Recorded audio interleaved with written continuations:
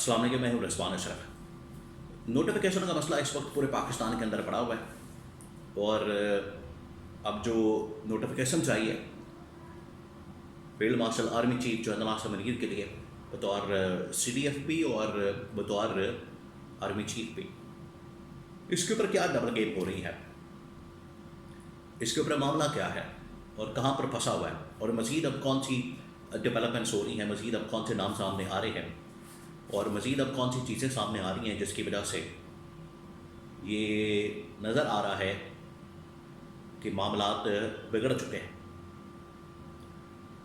और ये जो अब दरार पड़ गई है, ये जो इस वक्त सिचुएशन बन गई है, ये अब मुस्तक़बिल के अंदर भी हल नहीं होने वाली।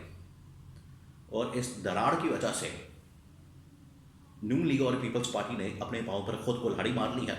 पीपल्स पार्टी तो ऑलरेडी फारग हो चुकी थी, कम से कम पीपल्स पार्टी इस खेल के अंदर नहीं है तो वो तो अपना आप को बचा लेगी।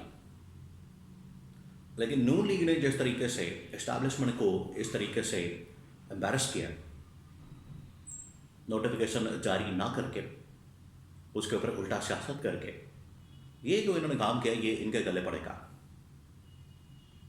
तो अब हकीकत क्या है, मामला क्या है, इसके बारे में बड़ी अहम तरीन मालूमात मेरे पास मौजूद है।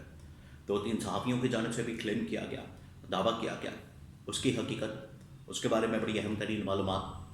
नोटिफिकेशन कब होगा, किस वक्त होगा, कितने दिनों में होगा, अगले 24 से 48 घंटे बहुत अहम है।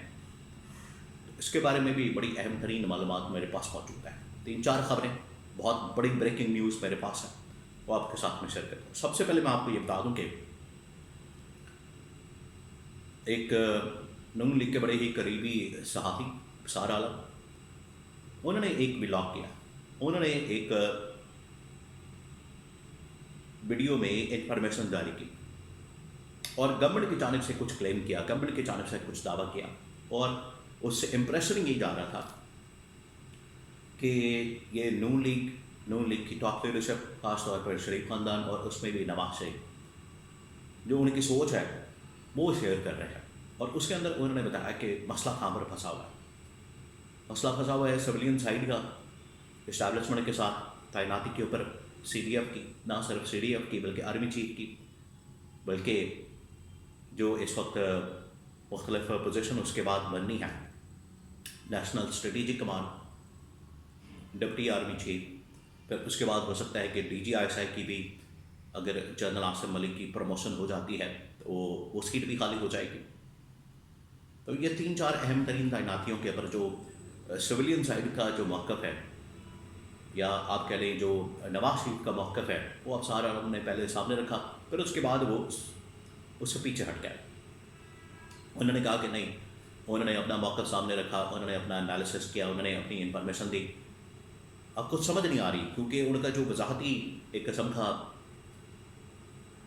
व्लॉग आया या उसके अंदर जो इंफॉर्मेशन दी गई, क्योंकि पहले जो व्लॉग किया गया उसके ऊपर अता तारड़ ने भी जवाब दिया कि नहीं, इस तरह की कोई बात नहीं है, ना ही गवर्नमेंट के अंदर, ना ही नवाज शरीफ के अंदर, ना ही शरीफ ख़ानदान के अंदर ऐसी कोई सोच पाई जाती है।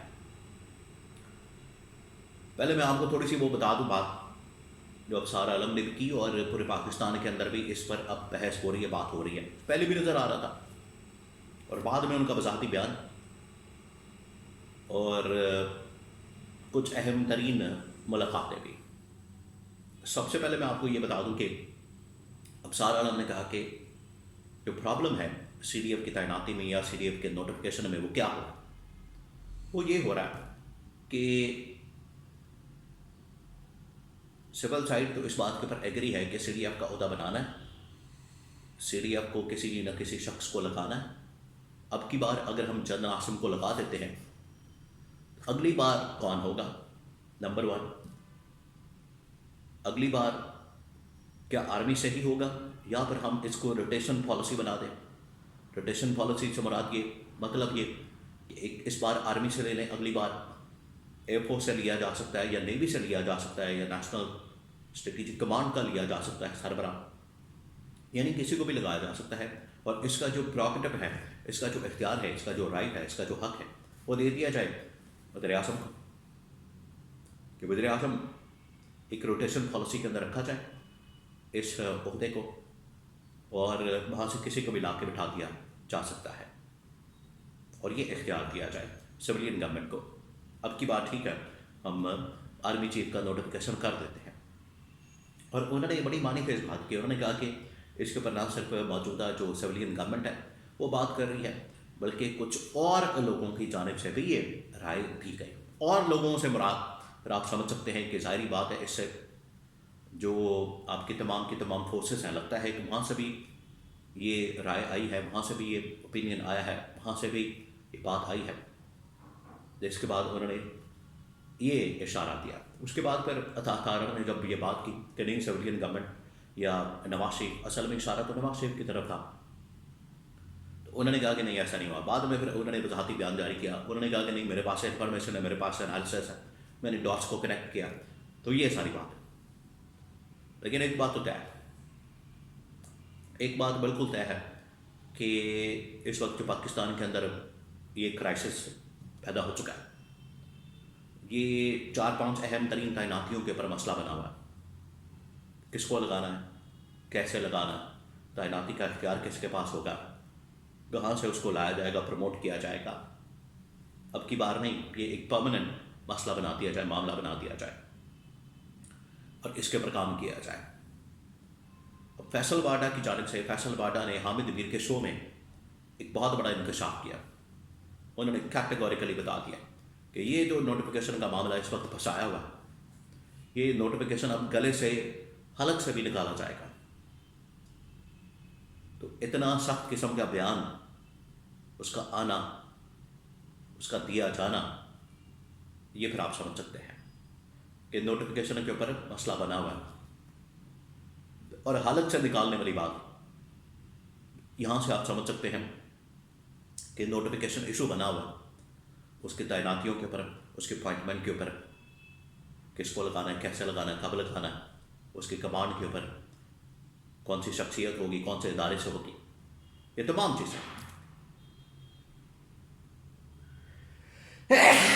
یہ اس وقت ٹاک آف دا ٹاؤن بنا ہوا ہے مسئلہ۔ اداروں کے اندر اسٹیبلشمنٹ، سویلین گورنمنٹ، نون لیگ اور سویلین جو گورنمنٹ اور اسٹیبلشمنٹ، یا آپ کہہ لیں کہ نواز شریف اور اسٹیبلشمنٹ۔ اور یہ تاریخ بھی ہے کہ نواز شریف آپ کو بتائیں ڈٹ جاتا ہے، اڑ جاتا ہے، وہ پھر اس مسئلے کو لے کر بیٹھ گیا، اس کو پتہ لگ گیا کہ یہی وہ پوائنٹ ہے، یہی وہ نقطہ ہے، یہی وہ چیز ہے، اگر اس کے اوپر میں اڑ گیا تو میں کچھ حاصل کر سکتا ہوں، انتقام بھی لے سکتا ہوں، اور مستقبل کے لیے بھی کچھ بارگن اور ڈیل کر سکتا ہوں۔ یہ ہے اصل سچویشن۔ تو اس وجہ سے نوٹیفیکیشن پھنسا ہوا ہے، لیکن اگلے 24 سے 48 گھنٹے بہت اہم ہے۔